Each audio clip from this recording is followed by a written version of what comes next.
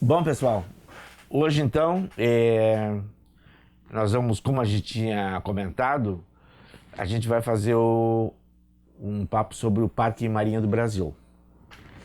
Se pergunta por que quais são as razões, os motivos que me levaram a dedicar o Marinha, são quase que óbvios, né? Primeiro porque eu sou autor do projeto do parque, junto com meu colega, arquiteto e amigo Ivan Mizoguchi, e fizemos esse projeto que foi aí fruto de um concurso público que a prefeitura promoveu.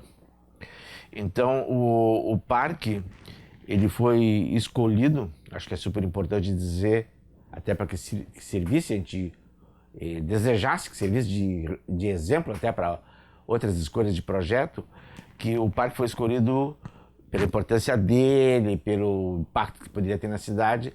A administração na época optou por fazer o concurso justamente por isso, para dar democraticamente, da forma mais aberta, fazer que o maior número de arquitetos, pelo menos abrisse para a classe dos arquitetos, a possibilidade de fazer esse projeto. Então a prefeitura abriu um processo de seleção. O critério era assim: poderiam participar do projeto, do concurso, aliás, os arquitetos, as equipes de arquitetos que tivessem algum vínculo, ou tivessem um vínculo profissional com a prática do paisagismo. Então, para isso, para obter essa comprovação disso, a prefeitura tem um órgão, tinha na época, inclusive deve ter ainda, de cadastramento de empresas para tudo que é serviço, inclusive para serviços de arquitetura e inclusive para serviços e projetos de paisagismo. E se inscreveram, retiraram, se cadastraram, os que não eram cadastrados se cadastraram, tinha tempo para fazer o cadastramento, e pelo que eu me recordo, parece que foram 8 equipes que se cadastraram para participar do concurso, e na verdade participaram só de três equipes, uma das quais foi a nossa equipe, minha e do Ivan. E então o projeto foi selecionado, foi escolhido, depois vamos explicar os detalhes disso tudo. E então isso é um principal motivo pelo fato de eu ser autor, um dos autores do projeto. A outra motivo também que me reforça e dá uma justificativa, né, de por que eu estou apresentando, é que o projeto, o Marinha também faz parte da minha dissertação de mestrado, que eu defendi a dissertação em 2018, e nessa dissertação, o último capítulo eu dedico inteiramente a fazer uma análise do Parque Marinha, que depois eu vou explicar quais foram os objetivos de fazer essa análise, como eu tinha feito em outros parques de outras cidades, e esse projeto também nos dá tranquilidade, reforça também a valorização do projeto, hoje em dia nem é de projeto, do parque já construído, é que nesse livro aqui, Parques Urbanos do Brasil, do Silvio Macedo e da Francine Sakata. É um livro do pessoal um grupo chamado que trabalha com paisagismo, é Coapá, Quadros do Paisagismo. É um grupo, um trabalho de extensão que eles têm lá dentro da FAU, da Faculdade de Arquitetura da USP. E nesse livro aqui consta o parque em duas justificativas. A primeira, que eu acho que é super importante, é que o parque ele foi, além da escala dele, da importância para a cidade, etc., o Silvio e a equipe que fez a seleção, aqui mostra, dá um zoom aqui. O parque aparece assim 2 vezes nesse livro. Primeiro, um primeiro capítulo chamado Parques Referenciais Brasileiros, que o Silvio, a equipe e a Francine, que elaboraram o livro, selecionaram esses projetos que eles consideraram aí, a critério deles, que eu estou repassando, que eles separaram e salientaram cinco projetos de parques no Brasil como referenciais que apresentaram alguma originalidade, algum novo um impacto relevante para a cidade onde foram feitos, ou as características do desenho desse parque, etc, etc. São vários critérios que eles adotaram, e o Marinha aparece como um dos parques referenciais, junto com o Flamengo, o Parque do Flamengo, o Parque Ibirapuera, o Parque das Mangabeiras, o Parque da cidade Saracubitiec, o Parque da cidade de Brasília, e o Marinha. Então, a gente fica tranquilos, né, de apresentar um projeto que é nosso, numa dissertação que é minha, então, mas eu estou querendo deixar bem claro, assim, inclusive isso é motivo de satisfação nosso, que o parque, por esse razoado que eu dei aqui, além de outros que você citar, ele merece um exame, uma apresentação, que é isso que eu fiz na dissertação. E aqui no texto do Silvio e da Francine, ele aparece então como um dos parques, nesse capítulo aqui, e que é um parque que faz parte desse conjunto dos 5, e tem uma novidade, para mim foi uma novidade quando eu li aqui, que eu vou ler aqui que está escrito: esse parque, o Marinha, né, foi o único dos 5 grandes parques construídos no período, aquele que vai de 50 e poucos a 80 e poucos, do período, que não sofreu nenhuma intervenção do Burle Marx. Então, é assim, nós e o Burle Marx, né?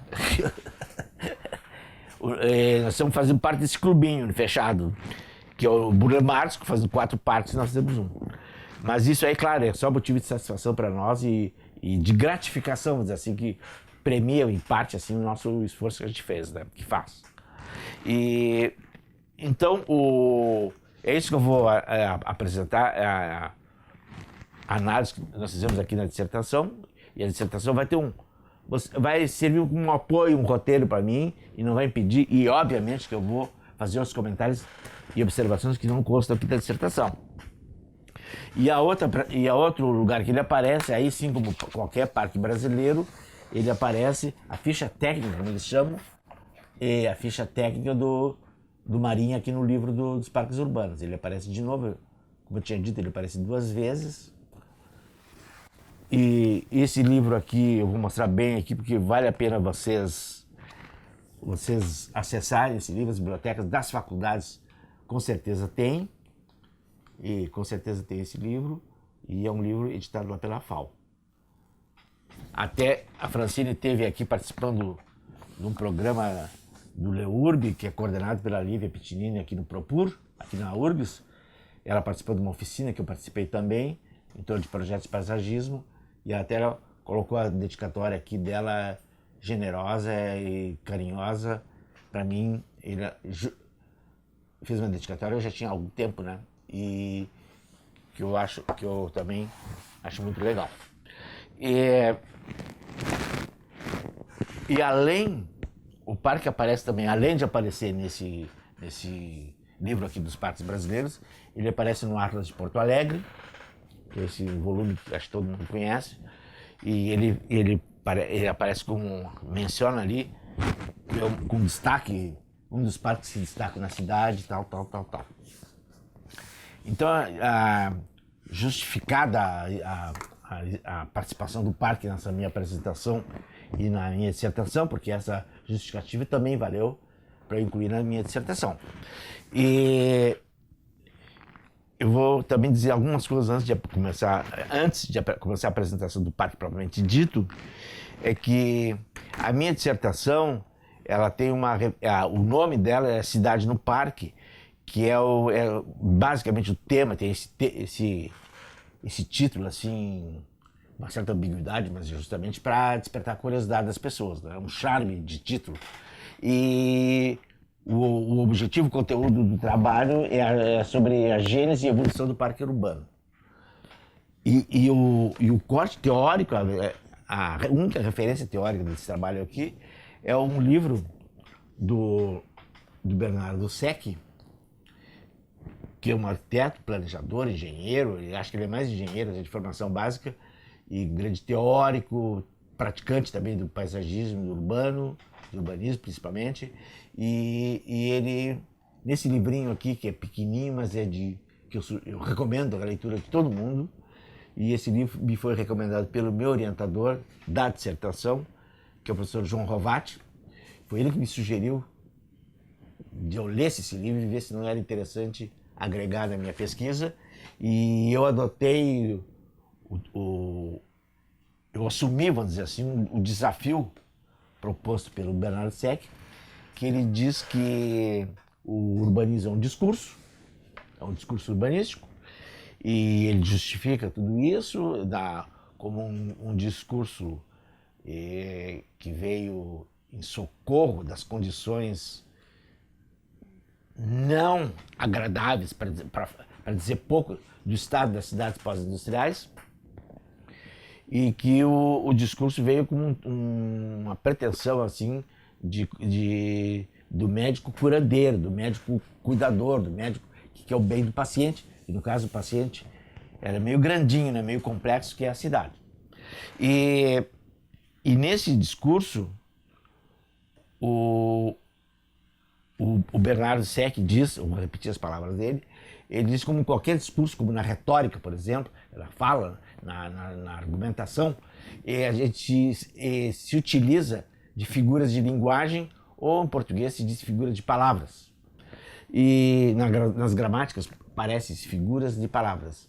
E essas figuras, como o Bernardo Secchi diz, servem para acentuar, valorizar, destacar algum aspecto que tu queira dar esse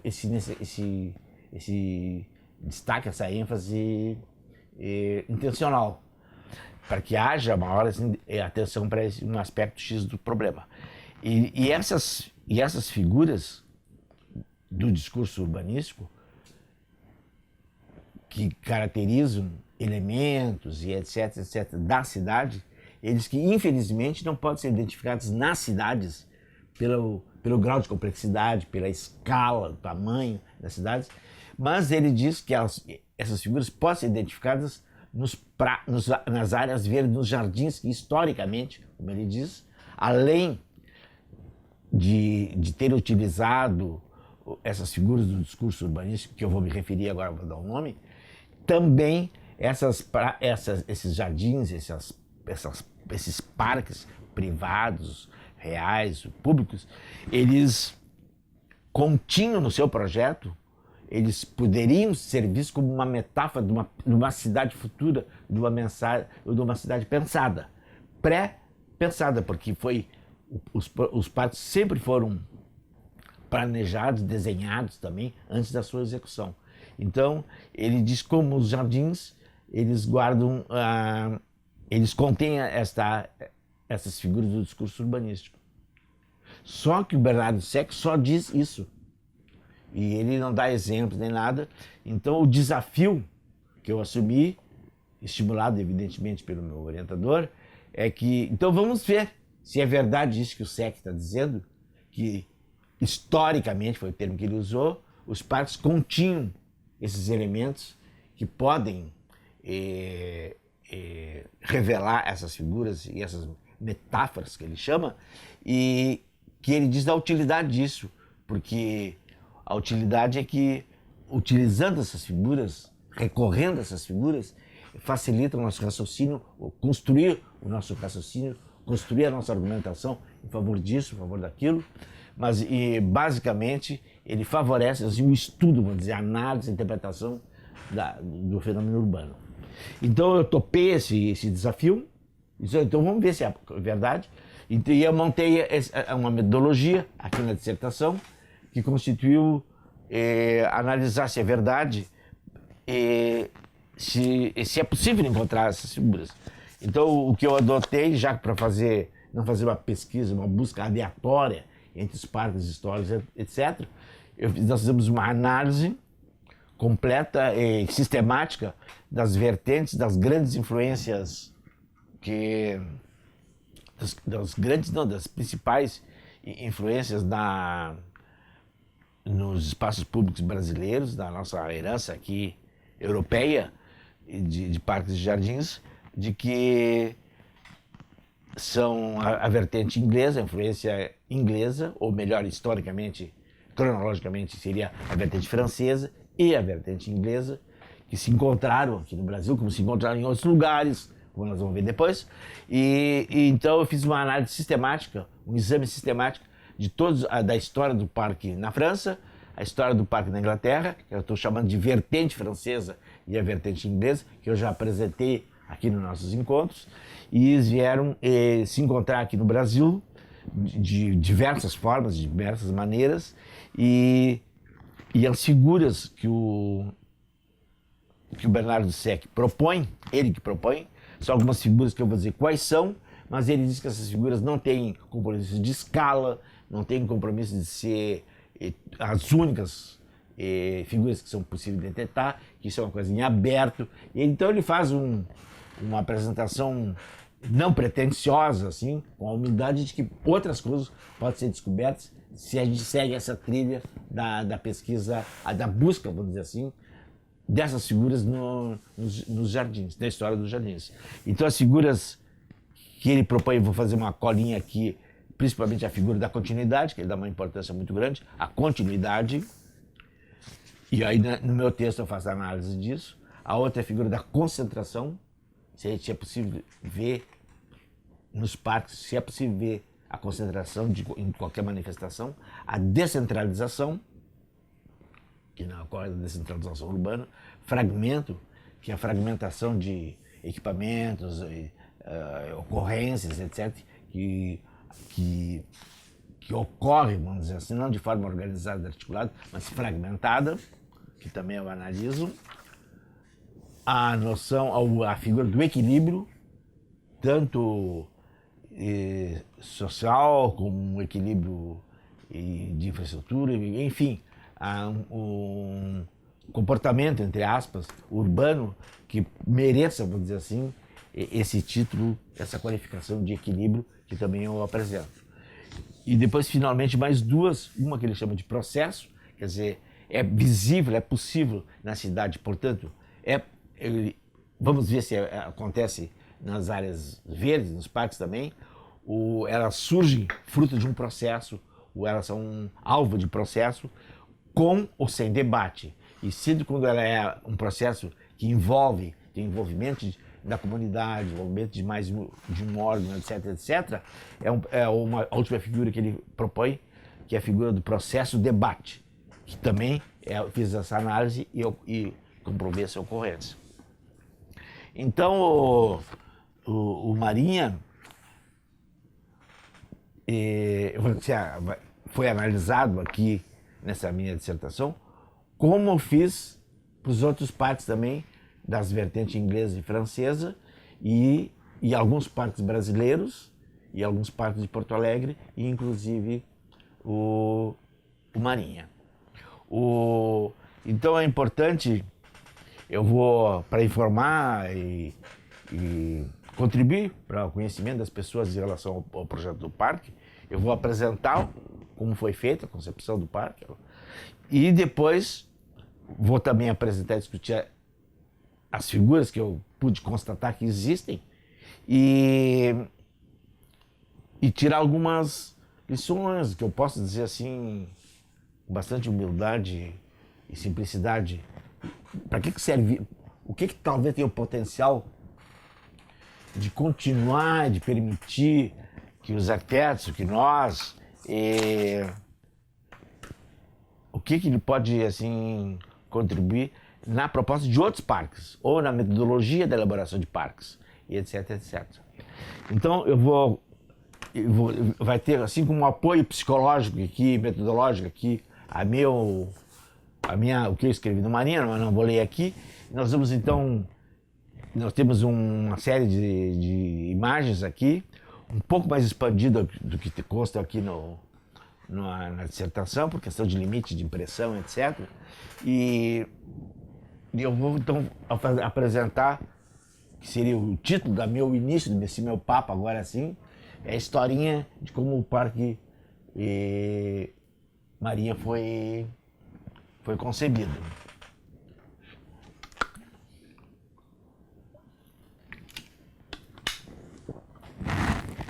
Ok, Gabriel? E então isso aqui é só para recordar. Na dissertação eu não tinha incluído essa imagem, tem mais de uma.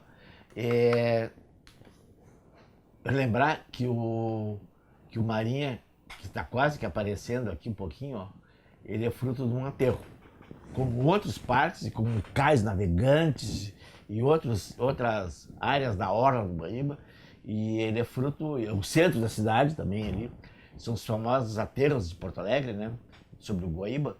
E então o Marinha ele foi concebido, surgiu, vamos dizer assim, como, não, eu ia dizer Fênix, saiu das chamas, não, mas esse foi o Netuno que saiu das águas.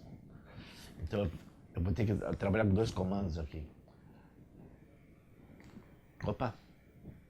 Opa! Aí.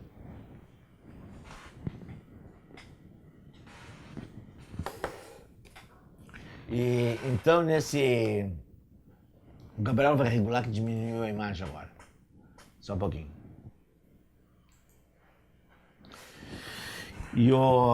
Então o aterro foi, dependendo das gerações das pessoas aqui, puderam presenciar essa obra aí do aterro, e que está integrado junto com o sistema de contracheias, sistema de diques de Porto Alegre, que o Marinha e a Avenida Beira-Rio, que passa por ali, que hoje tem o nome de Avenida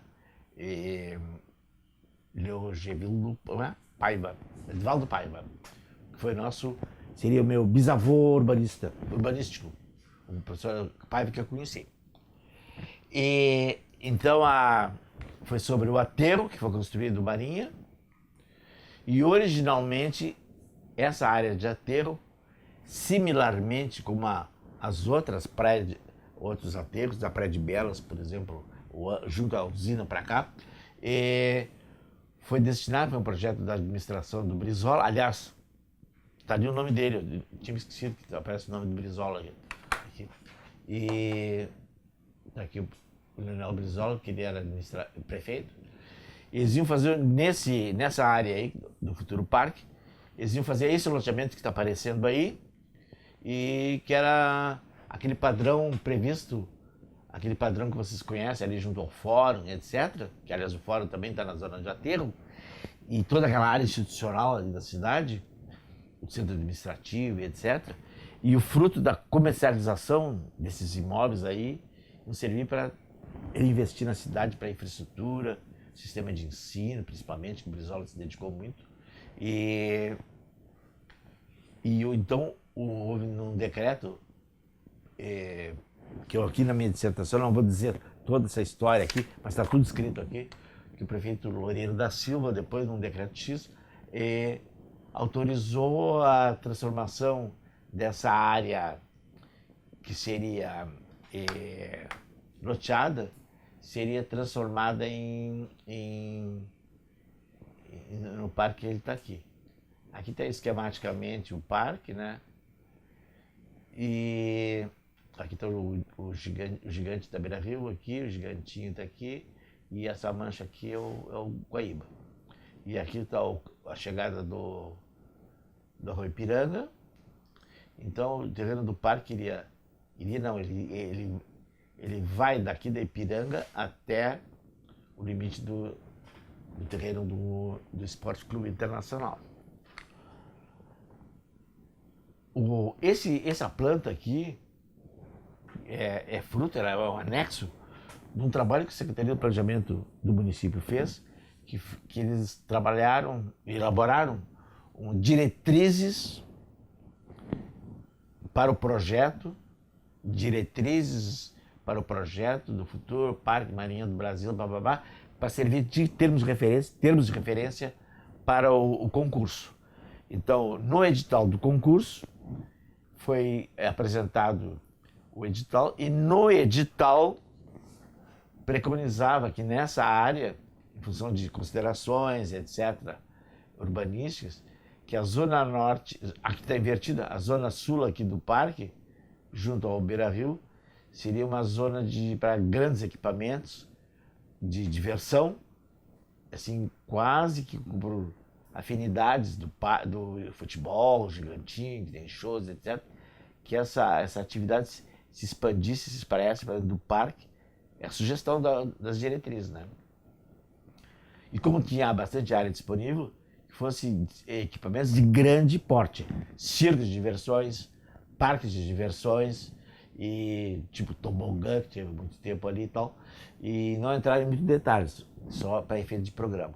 E a parte norte, aqui invertida, seria, tendo em vista a vizinhança da Ipiranga, a vizinhança da Borges de Medeiros, que é uma zona de muito fluxo, muito ruído, etc., seria destinado para a área esportiva. Então, isso eram dados. E essa área central aqui, eles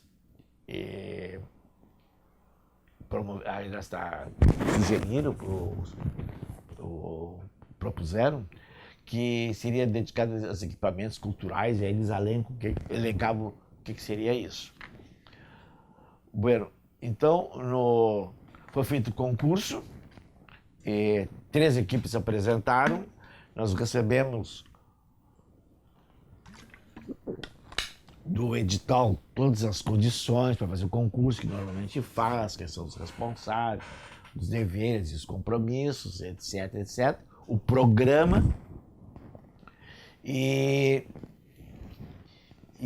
nós participamos do concurso com mais 2 equipes, como eu disse, nós tiramos o primeiro lugar, e o parecer da comissão julgadora eu coloquei como anexo aqui da minha defesa, da minha dissertação, e até por uma questão histórica, faz parte aqui todo o parecer que atribuiu ao nosso projeto, o projeto que mais atendeu, vamos dizer assim,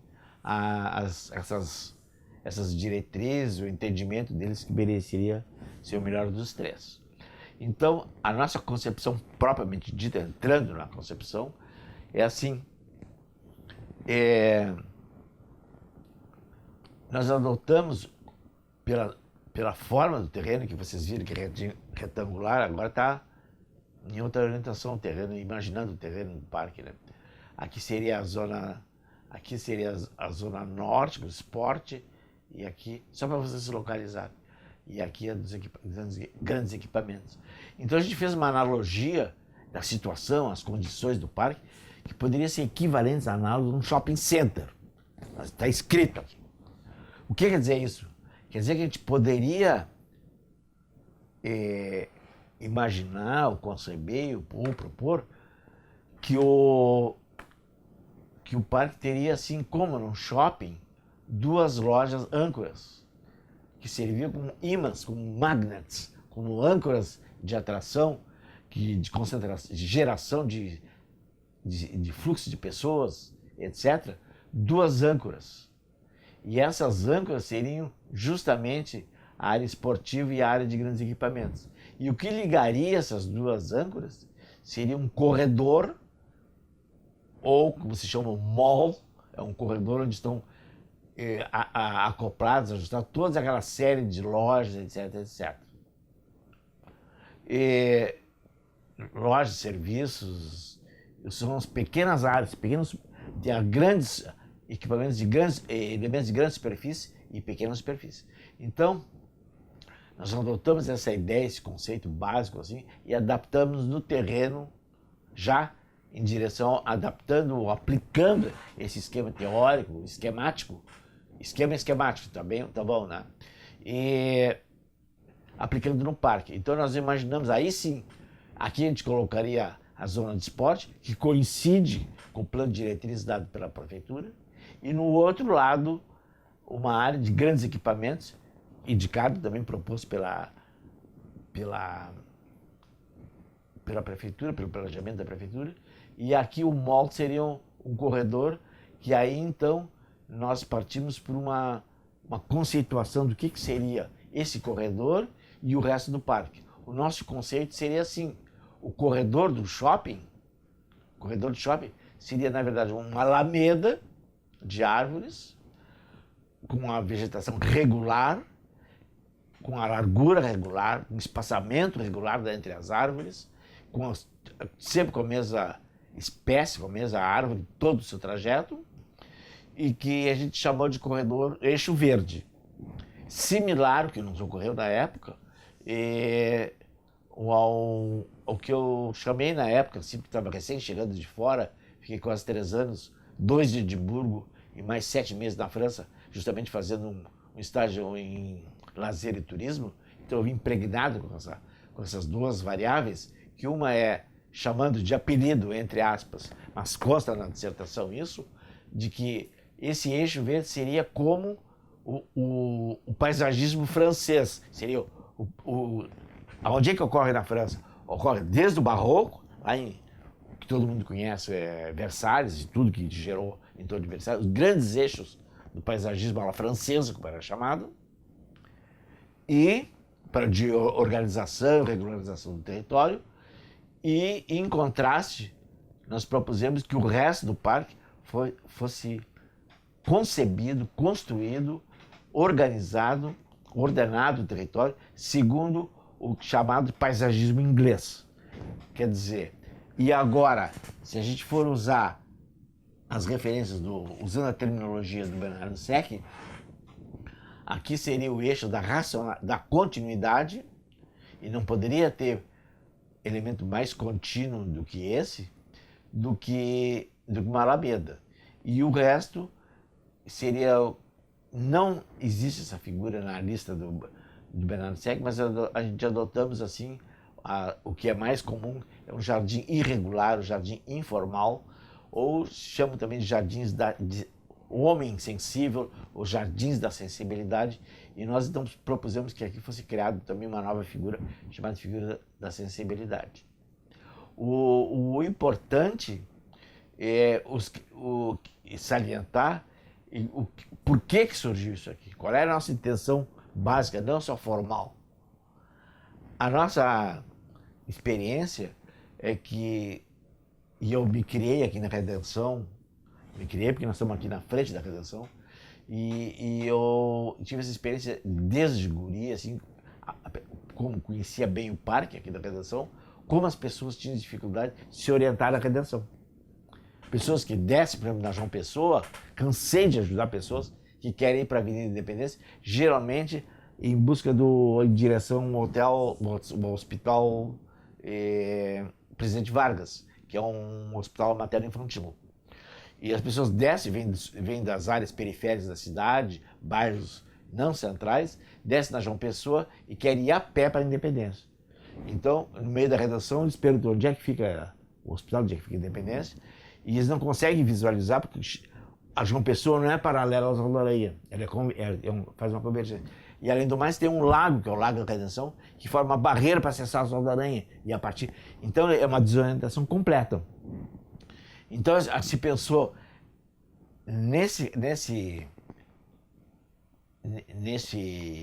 na concepção desse eixo, que fosse contemplado essa regularidade, junto com outros conceitos básicos, que foram pré-requisitos, que antes de a gente começar a arriscar, a gente estabeleceu que nosso parque seria assim. Ele seria construído e feito de terra, isso implica que a terra é importante porque serve de suporte à vegetação, ao parque propriamente dito, uma coisa óbvia, mas a terra seria um elemento super importante, a modelagem de terreno, etc., seria muito importante para a definição e constituição daqueles espaços que a gente queria ordenar. De apoio, conjuntamente com a vegetação ou não, isso dependia do projeto, mas era terra. A outro elemento básico era a água, que toda a bibliografia, que historicamente a água é associada ao parque urbano, como a vegetação, e por último era a vegetação propriamente dita. Então era um parque construído com terra, com vegetação ou com água. E com água. E com isso a gente quis fazer assumir um compromisso, vamos dizer assim, de fazer um parque com maior baixo custo, correspondendo assim com o desejo das pessoas, até onde a gente sabia e sabe, do desejo de conviver com a natureza, com a vegetação, com essa consciência mais ambiental, e também, que é a origem de vários parques, inclusive do Central Park, que conscientemente foi concebido como uma oposição à cidade. Como se fosse uma ilha verde, um pulmão verde, como já tinha sido denominado historicamente, que o parque seria o pulmão verde, na referência lá das condições ambientais da Inglaterra. Então o parque foi concebido, teve esses pré-requisitos, essa concepção do diagrama básico, que seria isso aqui, oriundo do shopping center, não, e com esses detalhes aqui, mais esses pré-requisitos que eu falei para vocês. E daquele diagrama básico aplicado no terreno, gerou, na série de croquis, etc., isso aqui eu reproduzi, não é um desenho original, da época do concurso, que não conservamos nenhum desses originais, dos primeiros riscos, mas principalmente ficou assim.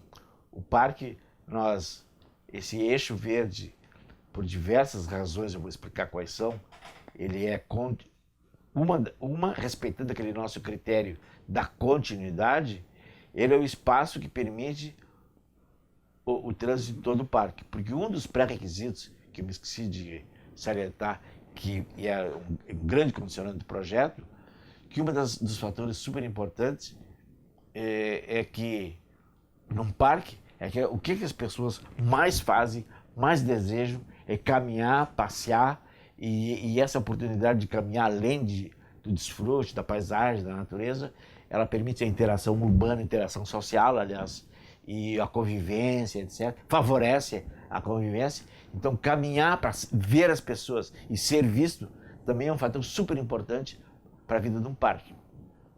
Então, a gente propôs esse eixo verde aqui, não só como uma referência de orientação das pessoas, porque a gente sugeriu, e assim foi feito, que a espécie essa ela se destaca da outra, que é informal e tem uma pluralidade, uma variedade muito grande de espécies vegetais. Então ela é feita só com uma espécie vegetal, ela é regular, ela abraça todo o parque e ela recebe ao longo de todo o seu percurso, esse eixo verde, aquelas lojinhas do shopping center, que são todos os equipamentos que são acoplados e que cumprem o atendimento do programa fornecido pela prefeitura. Em relação ao programa, que agora eu vou falar,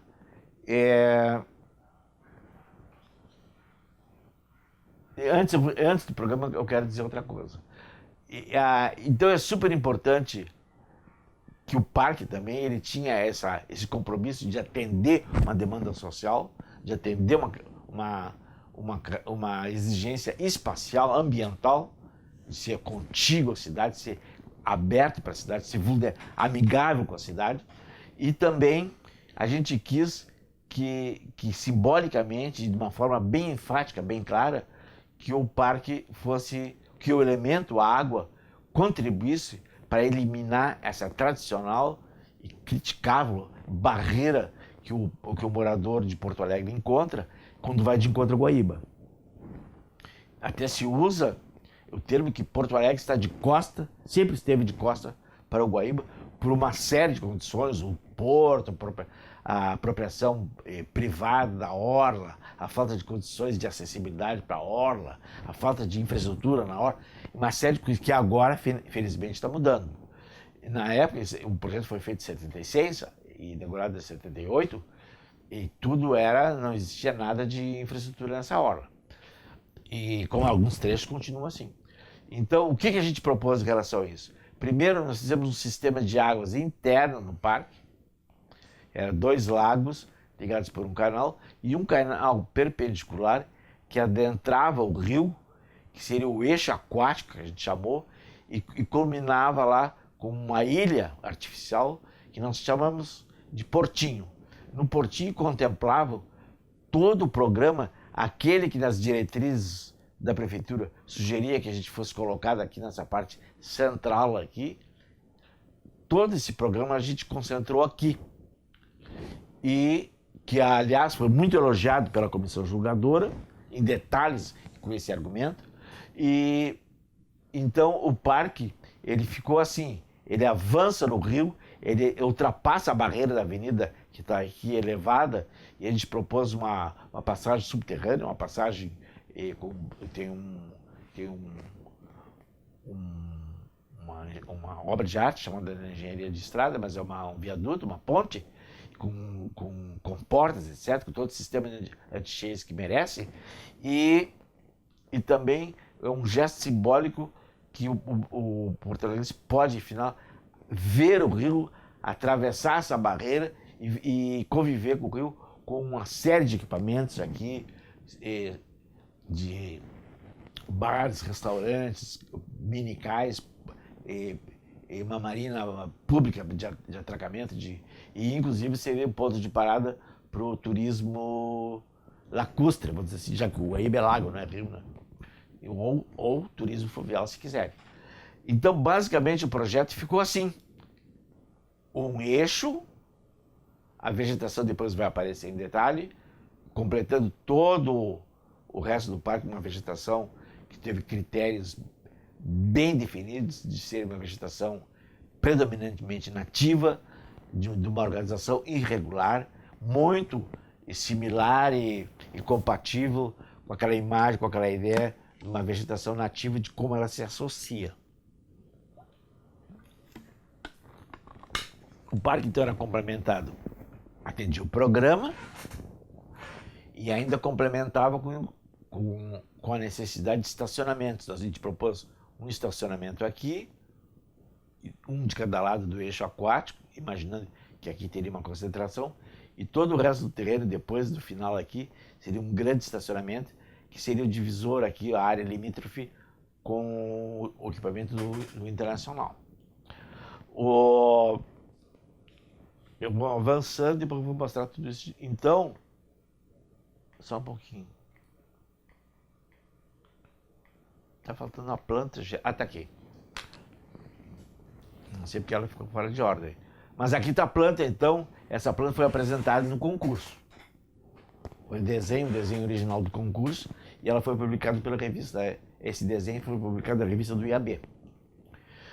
Então aqui aparece exatamente aquilo que eu expliquei há pouco, na escala, nas grandezas reais, e aparece então o eixo verde se destacando do resto da vegetação, que não foi colocada toda, porque desapareceria o desenho do piso, do nível zero, né?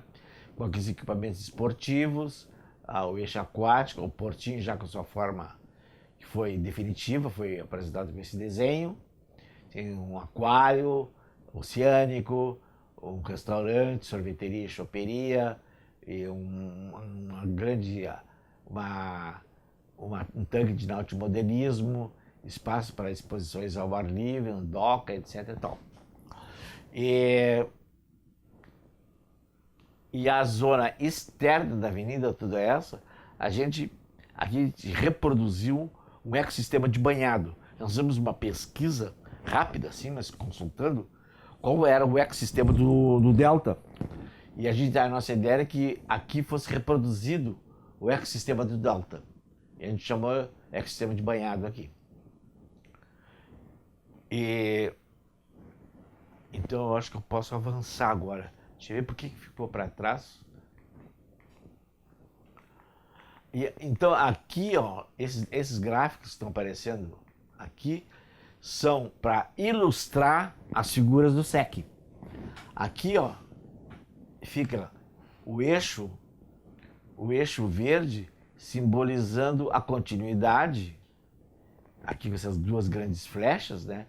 E essas pequenininhas aqui mostrando essa continuidade, ela é amigável com o resto da área do parque. Ela é porosa, Não é um corredor fechado, cego, por isso que ele só tem uma árvore de cada lado. Tem alamedas, no Central Park, por exemplo, eles colocaram 2 árvores de cada lado, uma alameda dupla. Mas na perspectiva isso ia formar uma barreira, um paredão, que na verdade no Central Park oferece, proporciona. Então, nós usamos aqui então as 2 grandes âncoras e o corredor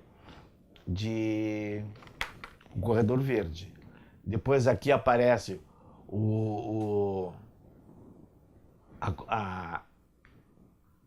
a continuidade, a comunicação, a continuidade da cidade com o rio, expressada aqui pelo eixo aquático, e os outros elementos de água que estão aqui, que também teriam uma comunicação interna. E, obviamente, a comunicação, a permeabilidade do parque, aqui em relação ao sistema, um gesto amigável, vamos dizer, em relação à cidade, que ele não se cerca, não se fecha, não, ele permite as pessoas, transporte coletivo, e o veículo privado também estacionar aqui. Aqui aparece o eixo verde com as lojinhas. Então, o que a gente concebeu? A gente concebeu que as pequenas unidades acopladas no eixo verde seriam concebidas com círculos justapostos, com um número tal, de acordo com a demanda do programa, ao destino que teria esse ambiente. Então, nós fizemos todos os ambientes que atendem o playground, ambientes de estar, parte das esculturas, outros tipos de serviço, etc, etc, teriam essa concepção, seriam todos diferentes entre eles e definidos espacialmente com uma vegetação informal. Esses rabiscos aqui ao redor quer dizer que é uma massa de vegetação. E da entrada de cada um teria uma pérgola, cada pérgola com um tipo de trepadeira diferente, tipo alamanda, buganvília, etc, etc, e para justamente as pessoas poderem identificar aquele ambiente para retornar com segurança.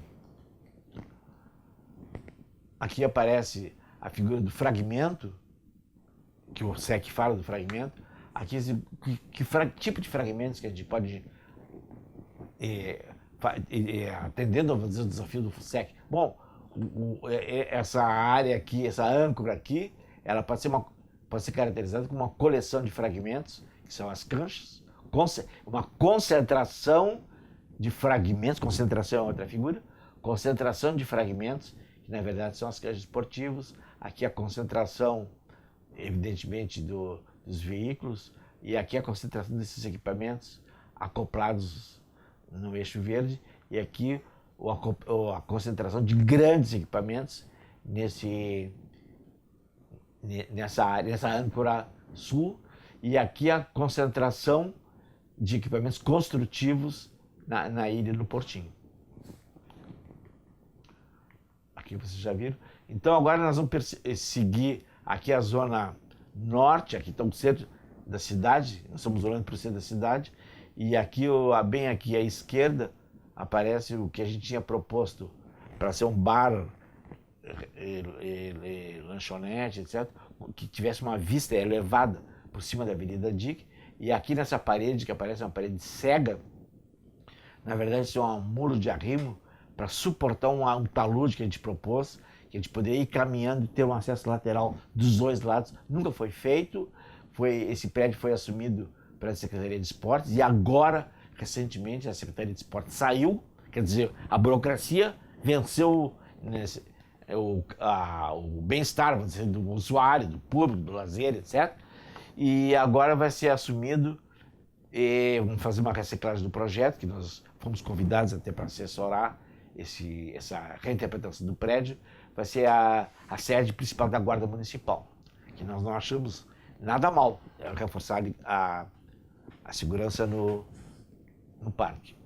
E aqui então vocês vão enxergar o começo do eixo verde, que ele tem uma curvatura, como vocês viram em planta, que é proposital, inspirado naquilo que o Le Corbusier chamou de promenade arquitetônica, promenade architectonique, que tu caminha por aqui, mas não é uma reta, um corredor que tu sinta até no caso do idoso, um cansaço antes de fazer o percurso, mas que dá um desfrute, que vai mudando a visual, vai mudando a paisagem, e isso estimula, vamos dizer assim, a curiosidade, e também uma curva vertical que faz parte, vamos dizer assim, da modelagem do terreno. Então tem uma série de equipamentos acoplados no eixo verde. A Alameda, ela é constituída com nós fizemos diversas alternativas, pensamos em diversas alternativas de qual seria a espécie para constituir essa Alameda, e nós optamos depois por bastante serenidade, escolhemos a Tipuana tipu, que é a tipa, que é uma árvore que se deu bem aqui em Porto Alegre, até aqui no parque da Avenida José Bonifácio, aqui na nossa frente. As grandes massas de vegetação da Redenção são feitas pela tipa, e é uma árvore nativa da Argentina, da região sul da América do Sul, e eu não tive essa confirmação, mas é considerada uma das árvores, ou a árvore mascote, ou a árvore símbolo da Argentina, uma coisa desse tipo. E nós conversamos com muita gente, com os agrônomos, o agrônomo que nos assessorou, etc. E pelo que vocês vão ver agora, se não conhecem o parque, foi um sucesso o desenvolvimento dela. Então vocês vão ver o eixo verde, vocês vão ver também super importante é o uso desse eixo verde, o uso dos espaços, a ocupação dos espaços, e que a gente pensou que esse corredor, como eu disse antes, funcionasse como uma calha de concentração das pessoas, que serviria para circulação, mas também de convivência, de coexistência, aquela história que eu falei do ver e ser visto.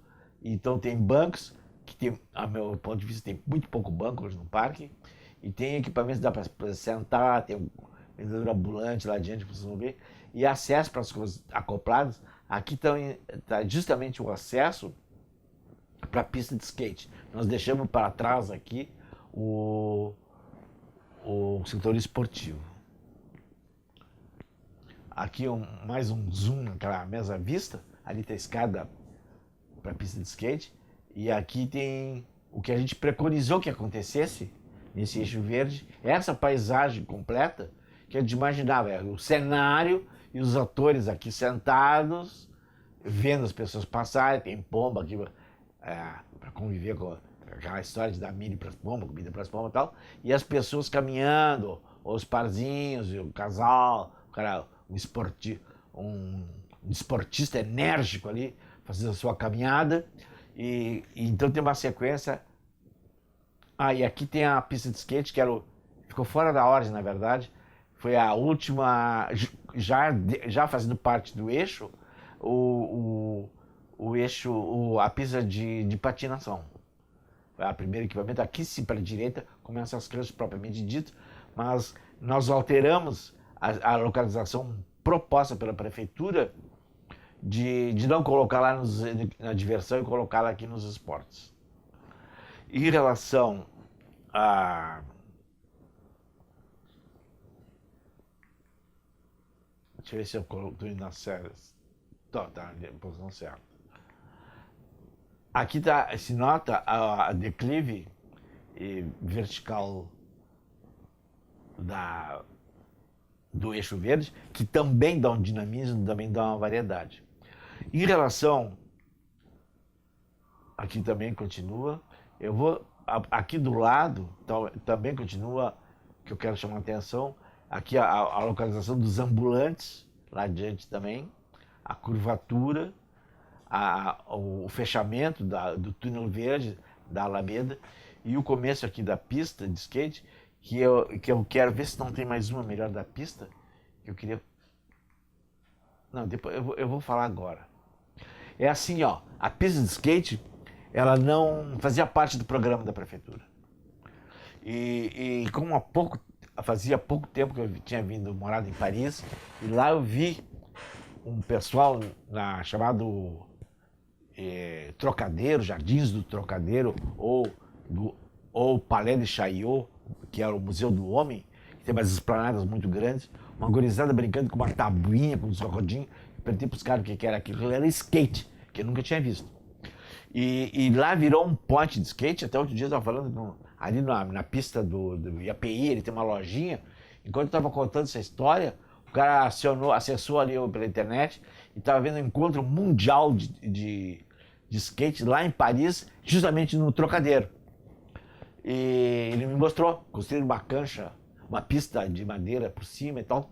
Então nós propusemos, foi aceito pela prefeitura e teve uma grande aceitação da gurizada. Nós fizemos contato com um grupo pequeno, um grupo muito pequeno da gurizada que fazia skate aqui em Porto Alegre. E por sorte tinha um guri que era sobrinho do arquiteto, foi fácil o acesso a ele, e ele tinha vindo recém dos Estados Unidos, já embalado no skate, assinando uma revista Roller, que é uma revista só de pista, acho que é só de especialista, especializado em skate. E nós fizemos uma concepção, então, o desenho da pista de skate junto com os usuários, que era essa gurizada. Participar, nos levar em lugares onde se faziam prática, o tipo do desenho, o tipo da textura, etc, etc. Então nós vamos continuar aqui no nosso eixo verde. Bancos, lixeira vandalizada, ali tem uma inteira. Aliás, tem a lixeira aqui. Esse tipo de equipamento imobiliário, o banco, a meu ver, é muito precário, né? Não é aquilo que a gente imaginava. Lá adiante é mais lixeira e tal. Mas é o que tem. É um sucesso de uso. Ambulante, eu vou parar um pouquinho de falar, eu vou falar menos para vocês poderem se imaginarem nesse local, aqueles que não conhecem, aqueles que não moram em Porto Alegre. Estão convidados a dar um passeio. Aqui está a pista de skate.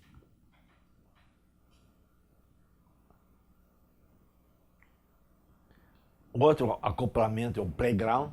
Aqui nessa área, a área foi definida com modelagem de terreno, logo ali da Avenida Beira Rio, ali atrás, e ela desaparece como via e se transforma num talude verde.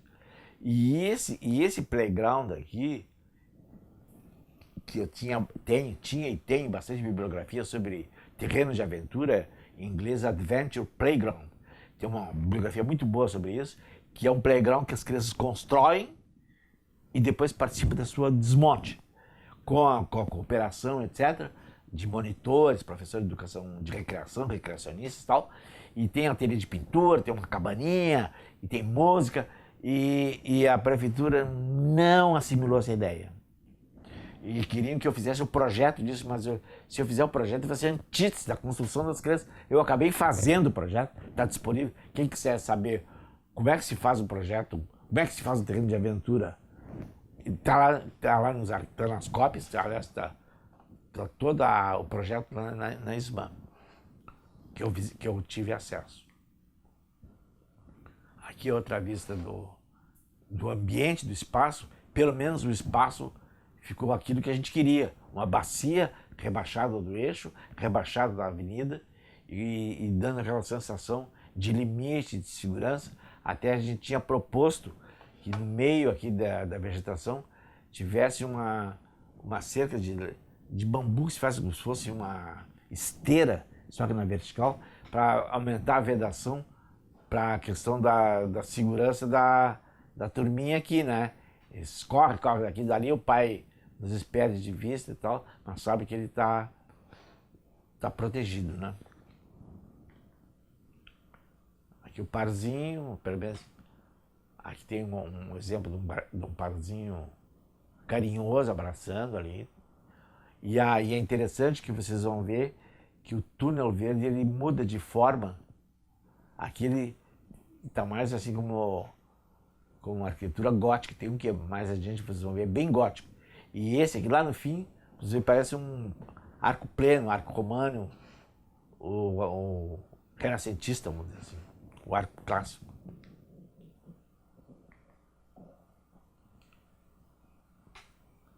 Lá está o arco pleno, lá no fim, ó. Agora ele vai aparecer. Aqui entrando, a família entrando no playground, por um acesso lateral. o stretch, aquele baixo que está na moda agora. Lá está o arco românico aqui, ó, e aqui mais gótico, mas vai parecer um gótico violento para diante. E aqui também vocês podem ver a realidade, a regularidade que assegura essa continuidade e a porosidade. Você já começa a enxergar para os lados, olhar para os lados e ver que tem não tem essa ordem rígida, vamos dizer assim, que tem a vegetação. A vegetação, a regularidade do eixo verde. Aqui então vai aparecer o que a gente pensou. No eixo verde, nós estamos impondo um comportamento, entre aspas. É ali que se senta, é ali que se caminha, é ali que se corre, ali que se vai e vem, ali que se passeia, ali que tem ambulante e tal. E o resto vai ser apropriado pela população, conforme os usos infindáveis que pode ter um espaço dessa natureza, oferecendo o que? Gramado, sombra, uma paisagem agradável, um espaço que tenha uma certa privacidade para os indivíduos, para dois indivíduos, um casal ou não, e para um grupo de indivíduos como aqui, que estão festejando o aniversário.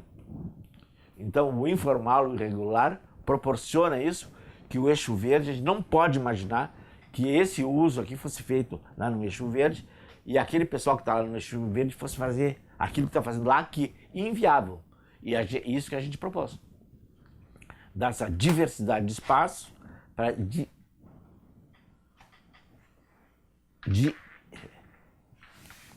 Tu religa, né? Não tem problema.